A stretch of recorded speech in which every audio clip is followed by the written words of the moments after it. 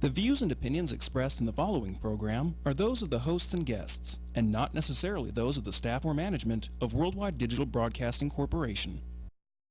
Rise! Get yourselves together! Rise! Stand up and live your life! Rise! Get yourselves together! Rise! Hands up high!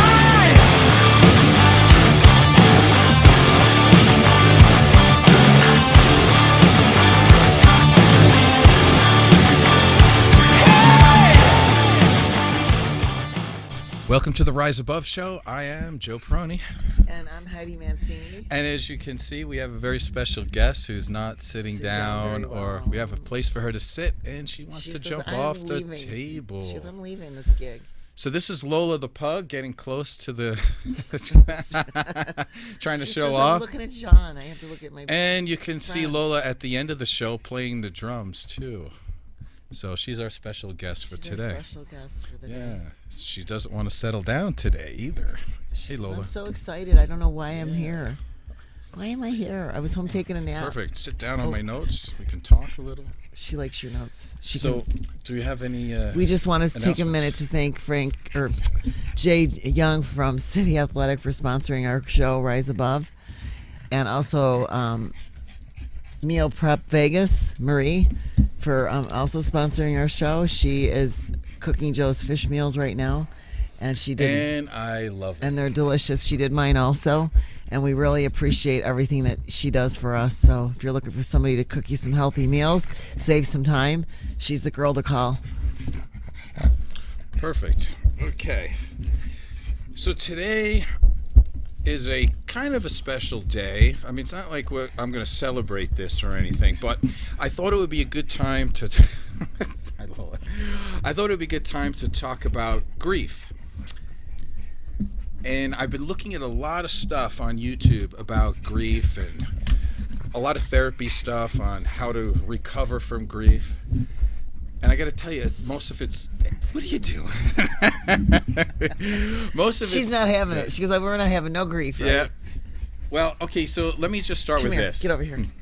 Most of the stuff I see on grief, first of all, nobody nobody can tell you what grief is. That's number one. Sit down. It's very... Good girl. It's very personal to all of us, and how you grieve is the way you grieve. And so I'm not here to tell you how to do that. I'm here to kind of today tell you about one person's story and how it connects with Heidi and Lola, of course. So she's also a special guest for a reason today. Let me start with this. If you want to know if someone might be a good partner in your life, one way to do it is to ask them to come and help you pick out a dog. And so 9 years ago, that's what I did. I called Heidi during the day. I knew she was off that day, right? I think it was a Monday. And I had her come down, and we were going to look at Lola, who I wanted to buy, of course. And so give a part of the story. So you get the phone call. So I got the phone call, and I was sitting at the table, and I said, I'm off. I don't have any makeup on or nothing. What do you want me to do? And he says, come down to the pet store. He said, just come down. So I said, okay. So I went down there, and I walk in, and here's little Lola running around, tiny. She was like this big. She fit in the palm of my hand. She was tiny. About the size of her head was her whole body. Yeah, she could fit in the coffee cup, too, right? Yeah. Well, well, I had a coffee cup. It was a big mug, and she would sit next to it on the table. And she was so cute. And he says, what do you think? And I go, oh, she's cute. And she was running all over the place, crazy as hell. And I was like, you need some crazy in your life, Joe, because she was. But you remember you said you didn't want to get a girl. You were set on getting another boy. I was looking for a boy. But they only had the girl. So he ended up having to get Lola because she was the girl.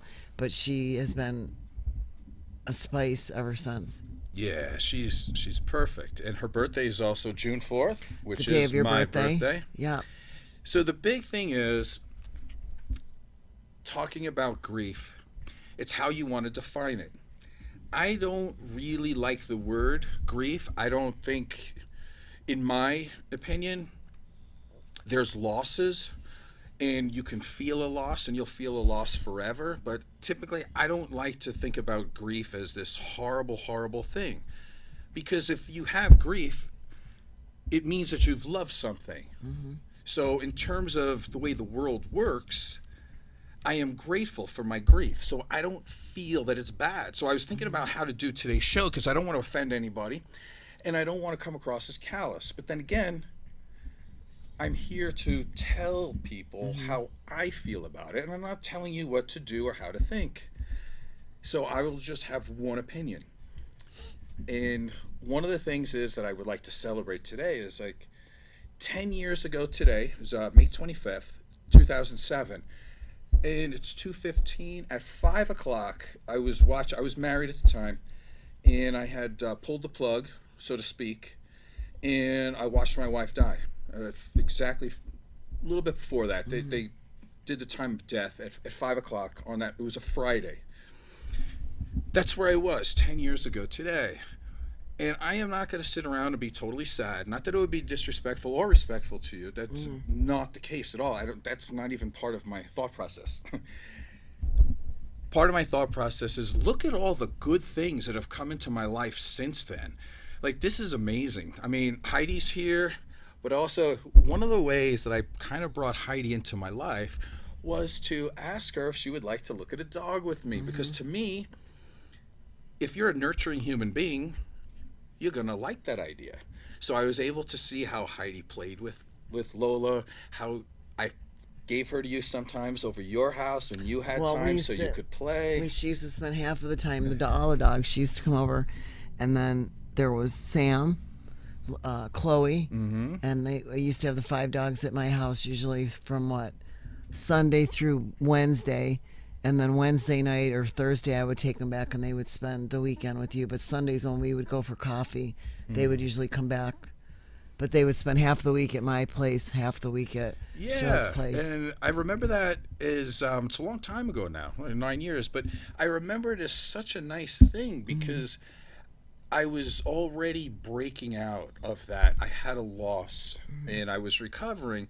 And Lola's kind of that sign to say, okay, I'm ready to start being me and take care of things and to see who would be worthy to be in my life in that sense. And it was really good. It was fun. You know, Lola was part of it. She was like our little baby. And I think your friend said that too, because they were like, well, why would somebody ask me to go check out the dog? Well, Jonathan, my friend Jonathan, you know, it was him. I'm going to say it was him because we were training one day and he goes, just so you know, he's getting that dog because of you, because he wants to get you attached to the dog. I'm like, Jonathan, I go, first of all, nurturing qualities. I go, that's a little bit far-fetched, I said, for a guy to go to that extreme. He goes, okay.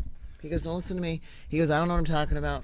He's my gay friend. I love him. He's like my favorite friend in the world, but he's a man. And I said, okay, if that's what you say. So I just didn't even, but it was funny because she did bring us together because we cared about her. You know, we took care of her. And then Ava had her teeth extraction when she had before her braces.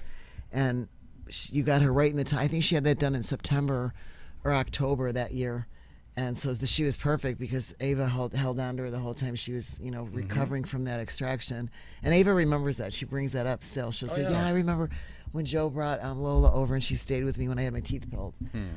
So, you know, she brought us together. Yeah, so it's a very important thing to me. That's why I wanted her here today, and John was nice enough to go along with this. And it's let's put it this way. Life will move forward whether you want it to or not. And if you want to live in the past, you want to be sad, you want to be angry, you want to be bitter, you want to curse at the world for things that happen that you have no control over, you can do that. And I would never tell you not to do that. Some people derive power from it. Some people think that that's their meaning. You know, I've had people come to me a long time ago now, it'd be 10 years, and they'd say, you know, Joe, you can pull that I'm a widower card now for the rest of your life. Like, girls will always feel bad for you. Girls will always want to nurture you because you've been through such a tragedy. And I'm like, yeah, that's really great, but it's like I said before, I don't think you can define, you know, I don't think there's a definition of grief, and I'll tell you why, because I'm not looking up that definition, because I don't care. As callous as it might sound, I'm the one who defines grief. I will define it for me, and I did that a long time ago. And the point that I would have is that, like I said, it really comes down to one of the things my father said a long time ago. If you want to play, you have to pay. And all bills become due and payable. Well, what does that mean? Well, it can mean a lot of things, but to me, in terms of loss or grief, it means if you want to play, you have to pay. Listen, not everybody finds good things in their life. Not everybody's happy. Not everybody finds love. If you do, you are one lucky human being. So in order to have it, that's the play. It's like, thank you. You know, I mean, you have a lot to do with it in terms of what you bring into your life. But let's be honest, you know, it's the universe has a lot to do with it too. A lot of it's luck of who crosses your path. Well, one of my experiences with it, my changing moment with death was when my dad died.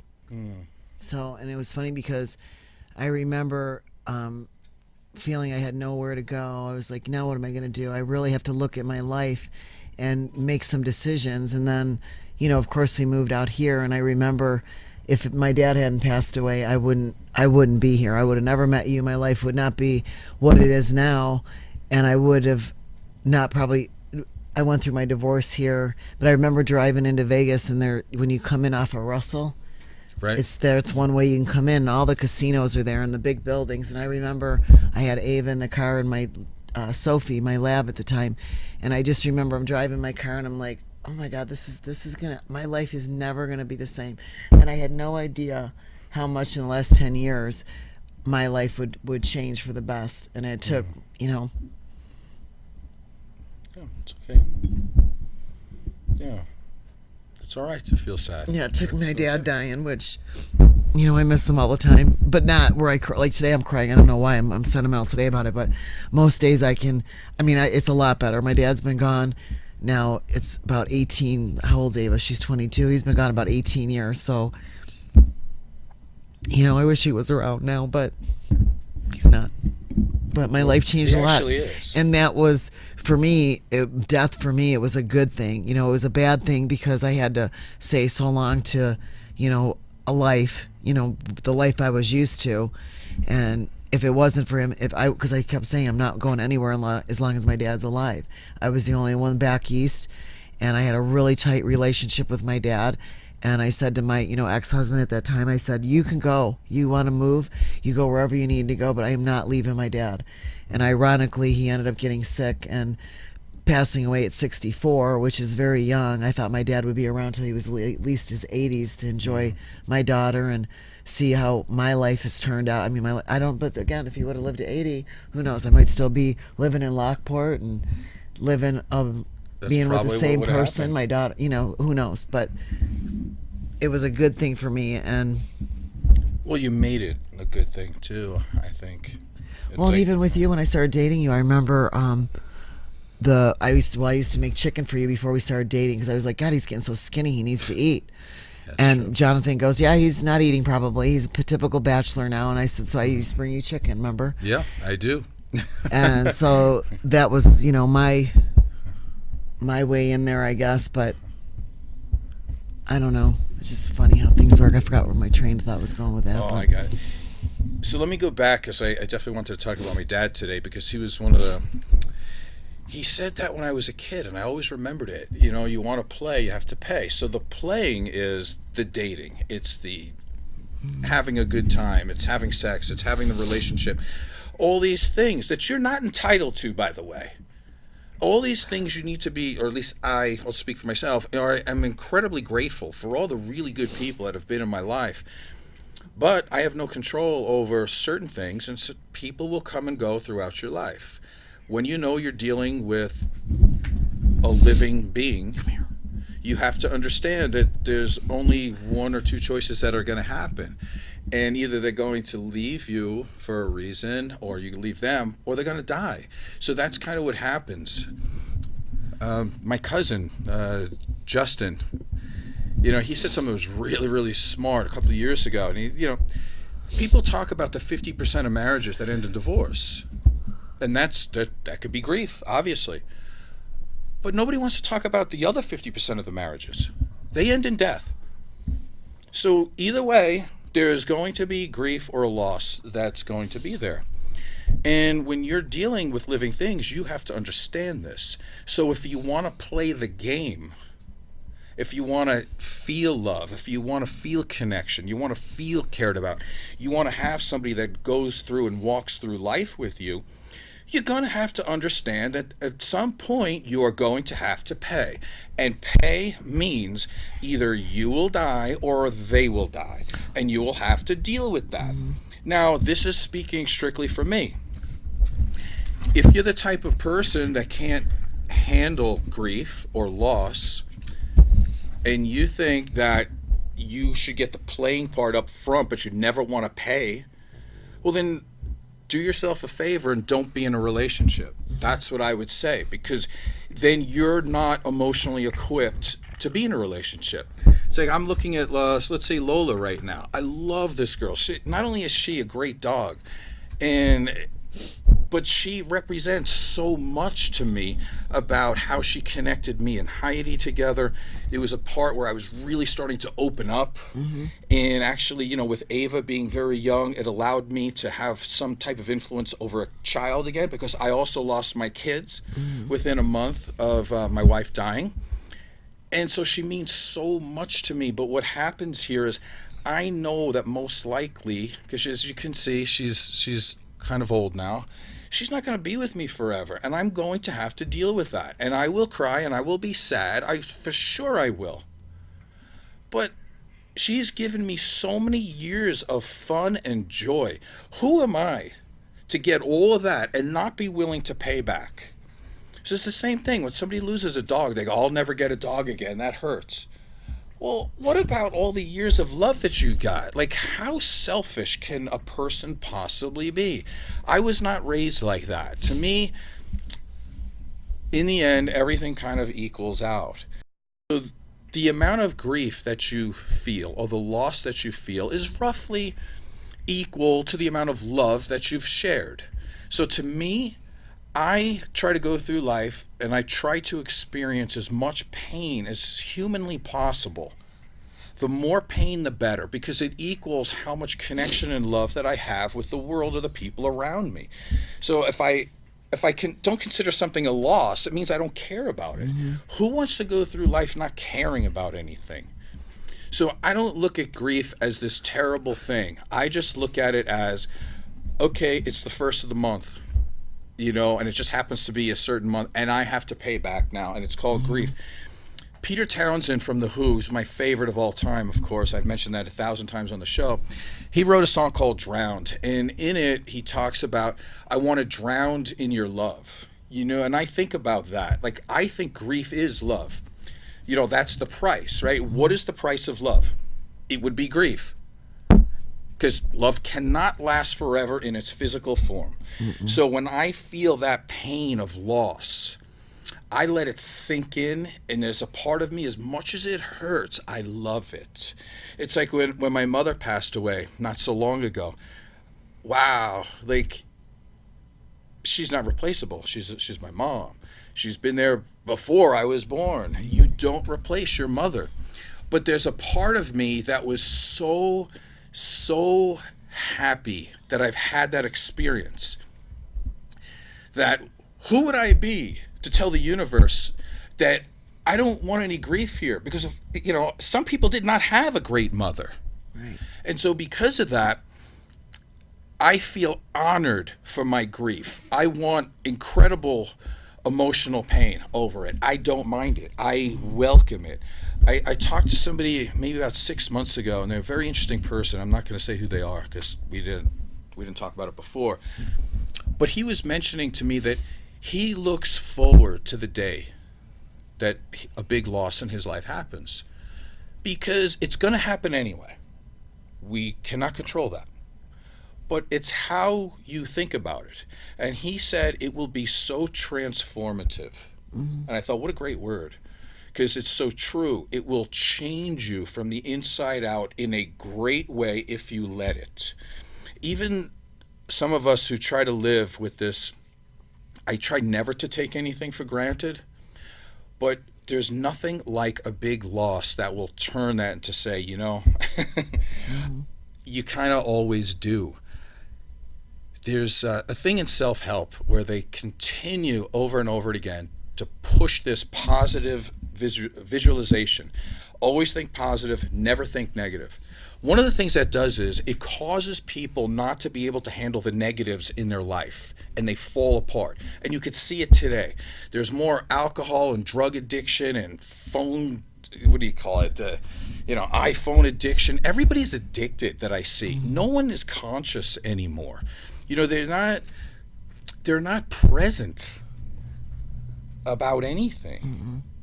To me, I think I want to be present all the time. I want to be able to see anybody can handle the positives of their life. That's easy. It's how you handle the negatives in your life that will make or break you as a human being. And so I like to think about worst case scenarios. I think about the negatives. Like I think about one day Lola will not be here.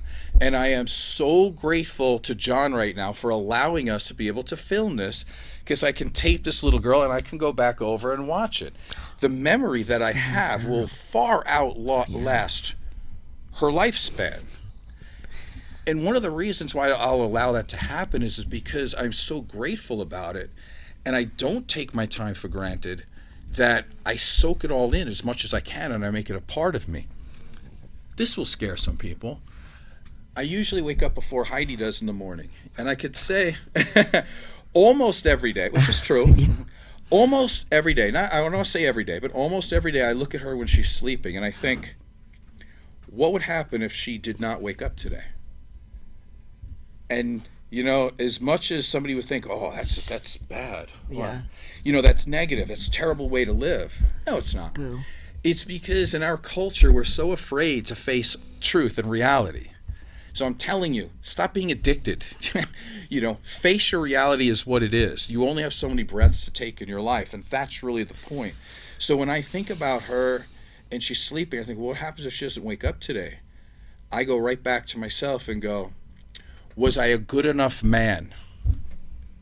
Because I'm a big part of Heidi's life. So I think, okay, did I do my part to help her have a good life? And if I didn't the day before, I think, wow, I really need to improve today. That helps me out to be a better person. It helps me to do the things that I need to do. It helps me to a point when sometimes we're on the show and I'll say, well, I need you to look at me in the eye when I say something. I want you to hear me. I do that very specifically for a reason, because I do want to connect to that, because I might be the one who dies first. And I want you to know that whatever the situation was, this man was trying to connect at all times. There's also a reason why on a Thursday afternoon I take off from my work and I come here to make an appointment with you. And whether somebody watches the show or not, I almost couldn't care less. I enjoy the 1 hour per week on a Thursday afternoon to spend with Heidi and to get a little family time, because, and I've told her this many times, the universe has not blessed me, I guess, with the ability to have a child. It's not that I haven't had unprotected sex. I've had enough of that in my life. But none of it has yielded a child. So I've got a situation. And yeah, so it's very interesting. Let me throw in a little bit of psychology here. Freud used to say that women have penis envy, right? Yeah. But there was a lady named Karen Horney who said, no. Number one, if you really want to talk about it, let's talk about men. They have womb envy. And I thought, well, what's womb envy? And then I looked at it, I read her stuff, and I go, you know what? I have it. Oops. Womb envy is, she said, one of the reasons why men want their names on a building. It's one reason why they want to work so hard to have something. It's not just to take care of their family. It's to have a name that will outlast them. It's a legacy. And you will hear men say this all the time. You don't hear women too much talk about legacy, because the child comes from your body and you have a direct connection to that child. And you're like, yes, that's what I put out into the world. What did I put out into the world? The day that I have a heart attack and die, I'm done. There's nothing in this world that I have that I've left anything for. My DNA is nowhere. I have created no children. So womb envy. It would be, I want to create a show so people can watch. Can watch it. I want to create a book so people can read. I want to help people all the time so they can go back into their lives and make it better and go, 5 years ago, I didn't listen to one thing this guy said because I didn't understand a thing, but he planted a seed and then I got better. What was his name again? Joe Peroni. Boom, I'm not dead if somebody mentions my name. So that's womb envy. But you're not, you know what? I have to say something about my daughter. Yeah. You're not her real father, but you're of course leaving not. a And I love that huge- term because that's no, but you're that's not her, true. You're It's not true. her. Okay, It's listen, true. you're not her That's a fact. biological father. Absolutely. But you are Ava's. She always says, "I wish Joe was my dad. I wish you and Joe would get married." You know, the whole thing. And I said, "That's another thing." I said, "If you want Joe to be your daddy," I said, "you could say he's your dad," because she tells her friends you're her dad. You know, that don't know any different. And she goes, "You think Joe would be mad?" And I said, "No." I said, "Joe would be perfectly fine with it." I said, "If that's, you know," she said, "There's been times that she's said it that, you know," and, you know, so even though you didn't have her, you know, with me, you have been in her life since she's what, 15, 14, 13? Longer than that because She's 22. Lola's 9, so 12. yeah, 11. 11. So you've been something in, like that. you've been, she's seen you, you've been around, you've been always been a good person around her. You've always tried to be, you know, always respectful to me around her, which she appreciates very much. You've always, you know, been respectful to her. So, you know, we talk about, you know, biological things too much in life, and I don't think it, you know, because quite honestly, she does have a biological father, which is not her fault that that's who I chose for her. Right. And he's not the best father figure or father for her. And so you've kind of filled, she's seen a good role model. She's seen what it's like for a man, how a man is supposed to treat a woman, how you talk to her. You've always talked to her respectfully. You've always acted interested in what she was doing at the time. And even when Ava was at her worst, I remember, you know, you saying, you know, and I told, well, Ava knows this too. She knows that you were the reason why I probably didn't kill her most of the time, was because when she would come in with her outfit, she went through the dressing like a boy stage, shaved her head. I mean, it was those years that were horrendous. And as parents, we take that as a direct, I took that as a direct hit that she is trying to fuck with me and just, I don't even know. Like, I couldn't believe the stuff that she was doing. And every time she would do something, Joe would go, you know, put his finger to his mouth, or he would be like, you know, like, just be cool, don't react. You know, the day she came in with the boys' clothes on that her dad took her for, and she goes, "How do you like my outfit?" She was taking some girl to Sadie Sue dance, and Joe must have seen in my face that I was gonna, like, probably say something, and he's in the background going, you know, and I go, "Oh, I really like your outfit, Ava. That was really nice that your dad took you." In the meantime, I'm seething, but I'm just saying, you underestimate your impact. And even now, you know, she's at the gym, she's training. I have something to do with it, I'm sure.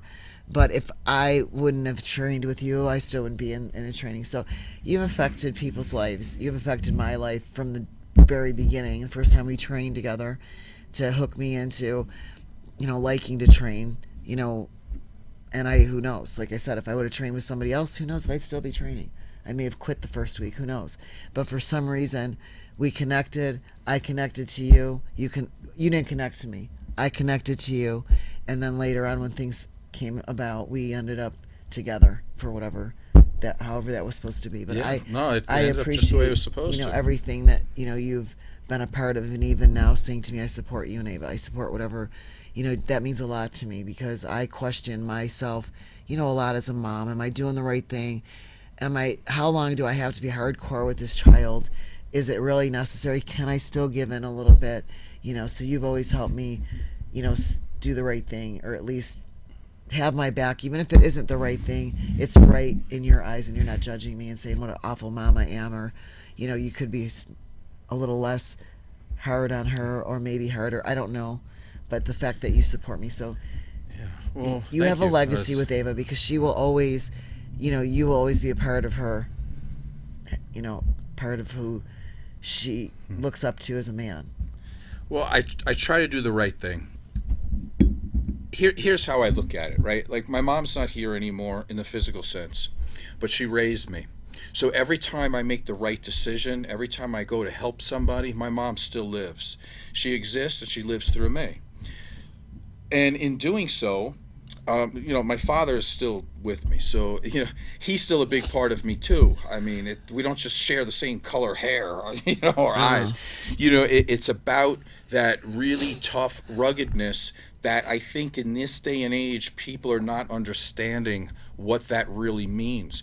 You can be emotionally stable, you can be very stoic, but also be nurturing at the same time.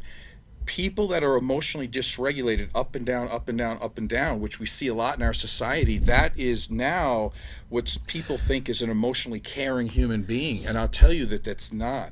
That's why I was struggling a little bit of what I wanted to say live today, because some people might take it as being very callous about certain things, and I take it as being incredibly connected to what the world really is. And one other point I want to make about with Ava, with my dad, was that when my dad passed away, one of the things that really bothers me even now is that my dad was amazing. And I'm not just saying that because he was my dad. My dad he loved women, and I don't mean loved women as far as they felt that women were like these flowers that were put on the earth that should be cherished and loved and cared for. And my dad was always respectful to my, even when it got even bad with my parents, my dad tried to maintain a certain amount of coolness there when that was going on. But as a father to a daughter, I have two sisters, so I'm not the only daughter, I was the oldest. My dad was loving, he was caring, he was nurturing, he had that rough side to him when he needed to be hardcore. He was military, so when he had to be hardcore, he never laid a finger on any of us girls, ever.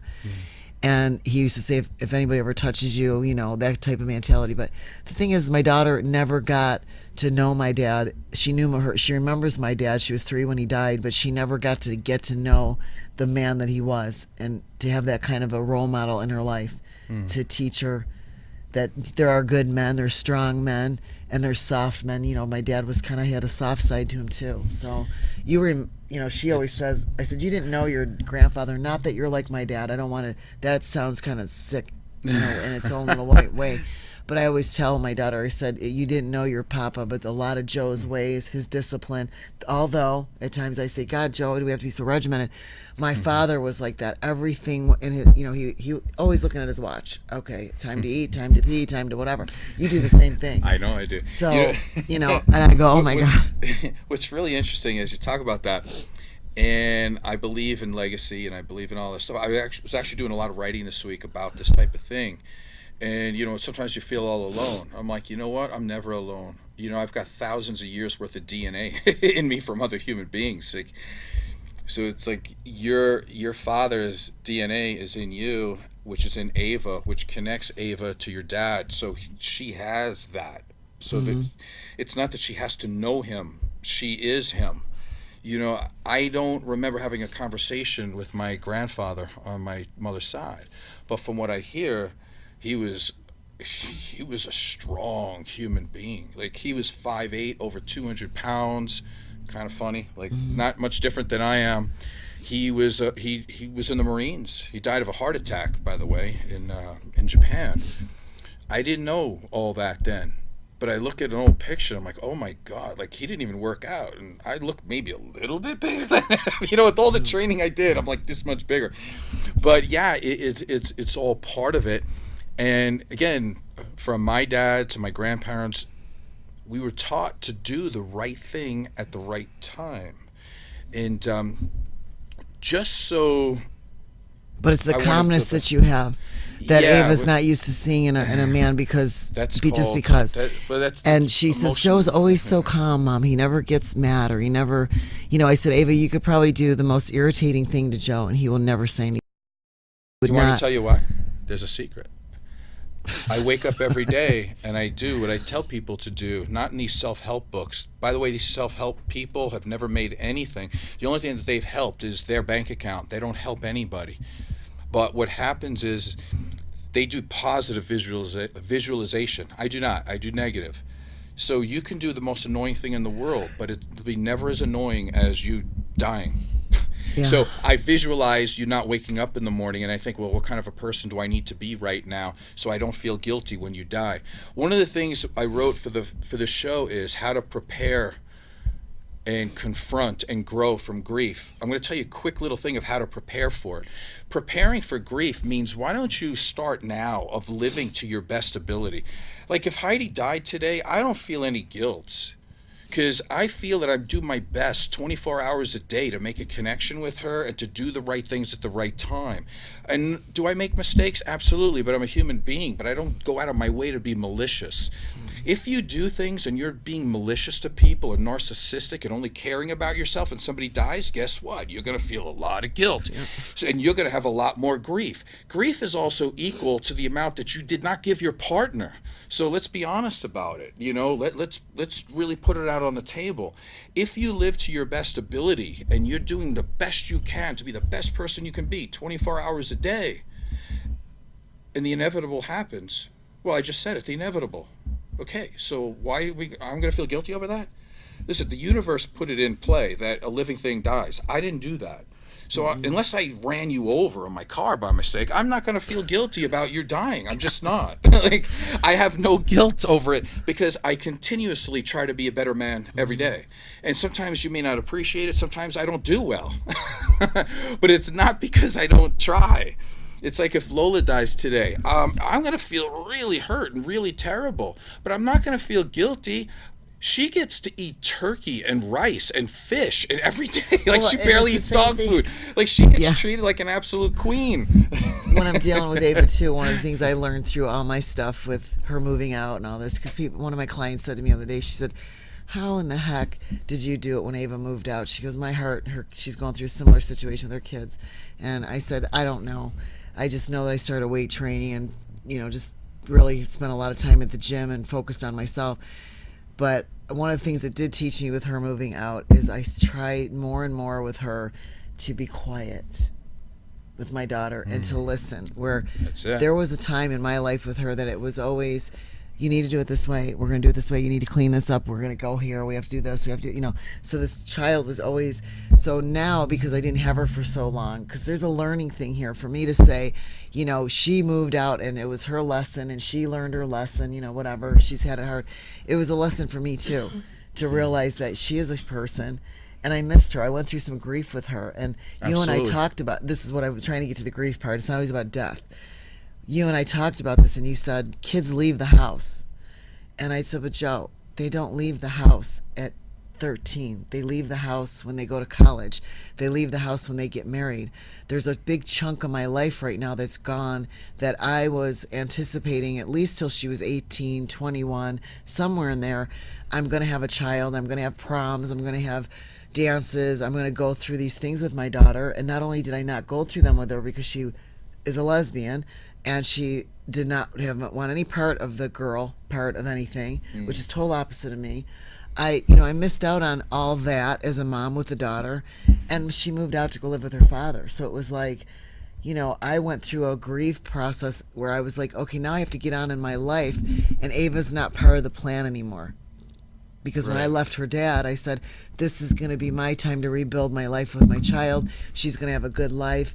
We're going to, right? No, I get it. It was a lot of grief. And I said to my friend, unfortunately, you're going to go, it hurts when that happens. But I said, all I can tell you is that at some point, they're going to come back around. And for me, the grief for me was losing my child. But there was also grief that I had to look at myself and go, where was my responsibility? Yeah.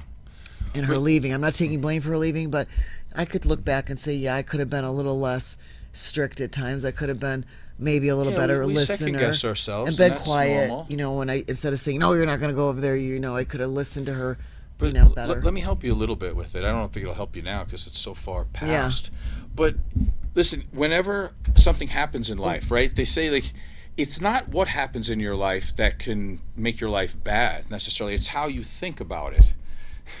Is she in camera? Yeah. She says, hi, Mom, what'd you want? I just gave her a little pat on the butt. Let's lie down. Okay, little She's one. like, what do you want, Mom? There she goes. All right. She always has her tongue sticking out. That's how they get cool. Yeah. She doesn't have sweat glands, so they use their tongue. Oh, now she's going to want to come home. Okay. Oop. Where are you going? You coming over here now? Yeah. You come Let over me here? tell you this about one of the thoughts that I had. Then I'll relate it to you. A lot of the grief that you had, didn't exist. I don't mean to be mean, But when you're saying, oh, I have this girl and she's going to do this and she's going to do that, none of that happened. Because we put our stuff on our kids. Right. So she never had that grief Right. because you were already putting expectations on her that she was none of that. Right. So you might have expectations of me being, a rich, guitar player for a heavy metal band. Well, okay, you can have that grief. I'll never be that, but I don't want to be goodness, that. no, You we get what I'm don't. saying? So it's about how you look at your life. Now, this might disturb some people, but I'm going to say it anyway because it could help you if you're of that mindset. And if you're not of that mindset, then put it away and don't listen to it. When I was married and she died, I walked out of the hospital alone. She did not walk out, okay? I'll get to that maybe a little bit later. Who am I to be the one to feel overly bad? I still had opportunities. She did not. And then as I thought, it wasn't that day, but a little bit further down the road, I said, what are the things that I like in my life? And one of the things I enjoy, I love connecting with people. Like at some point I was going to be able to have sex again and not have any guilt because I was free. I was able to say, okay, one day I will be able to enjoy sex with another human being and not be guilty, feel guilty because I was married, right? So that's a positive. Like somebody might say, well, that's callous. No, it's not. It's called reality. Okay? Now, if you are with somebody and you have a loss and you decide never to enjoy your life again, that's cool. You can do that.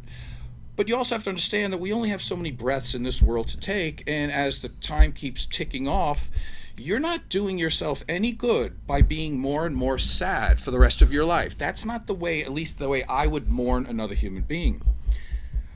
One of the most pleasurable things a human being can go through is that amazing honeymoon period when you meet somebody new who you connect with, who totally loves you, and you're getting into that thing where you're just peeling everything off like an onion and you're learning about them, they're learning about you, and that beautiful honeymoon period. I knew somewhere in my heart that was going to happen again. And I was happy for it.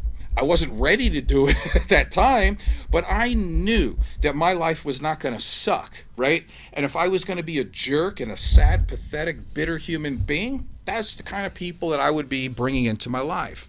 And I chose not to do that. One of the great things about loss, and again, loss is forever, okay? Because people cannot be replaced. Living things, Lola cannot be replaced. Heidi can't be replaced. John can't be replaced.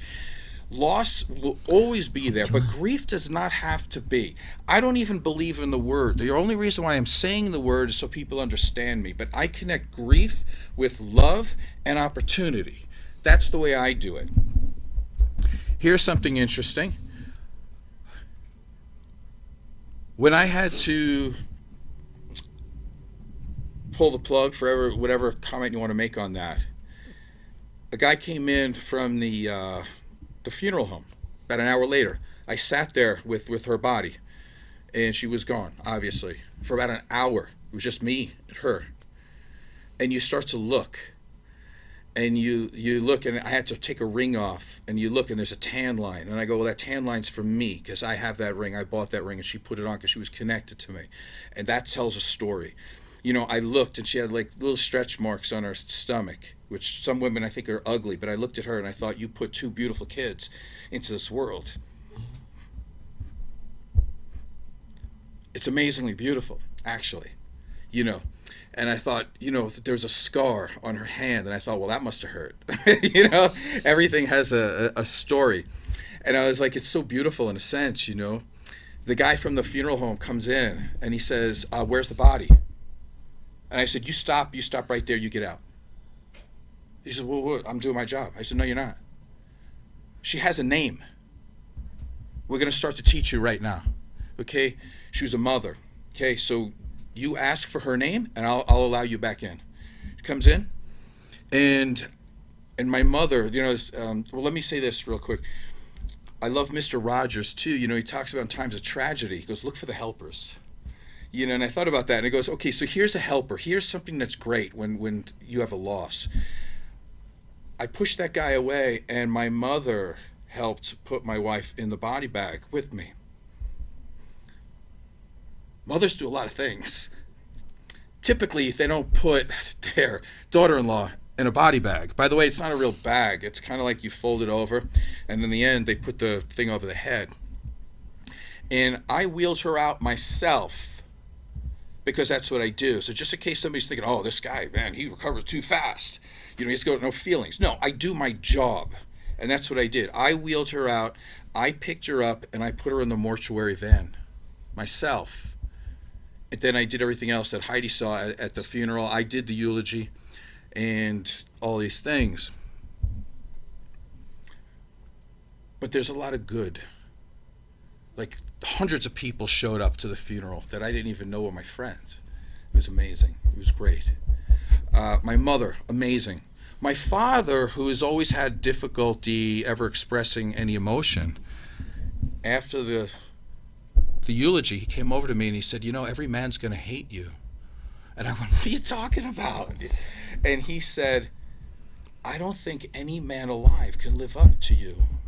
You're such a good man.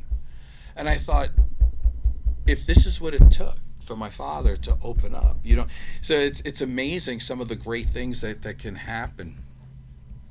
We don't have a lot of time, but the thing I'll add too is if you're going through a tough time, I would say this: you can worry about the hole you're in, or you could worry about the goal that you want to get to. I, for myself, speaking for myself, I don't want to live a horrible, dysfunctional, drug-addicted life because I lost somebody. Do you make that person happy by living a horrible life? No.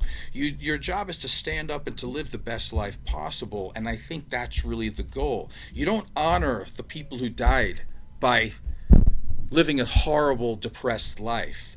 And so I'll tell Heidi now, if I died today, I'll give you a couple of weeks. Don't take a date to the funeral. But very quick after that, I will haunt you for the rest of your life. I want you to live, love, laugh. If you still like sex, I want you to have sex with somebody else. You need to. I want you to get dogs. I want you to do everything possible to have a good life. And if you don't and you're depressed, I will haunt you. I will push you out of the door. I will do whatever I have to do as a ghost to make you live a good life. Living sad is no way to honor those who died before us. And that's really what I have to say. I could talk about this forever. By the way, this whole show and the book and everything else is all due to that one day. And me being a therapist today all has to do with that. So what good has come from it? So much I can't even talk about. Maybe we'll talk about it next week. Is that enough time for today? I want everybody to say hi to Lola one more time. She goes, I snoozing. love this girl. She goes, I'm snoozing. Okay then. So this has been the Rise Above Show. I am Joe Peroni. I'm Heidi Mancini. And this is Lola the Pug, and you're going to watch her play the drums now.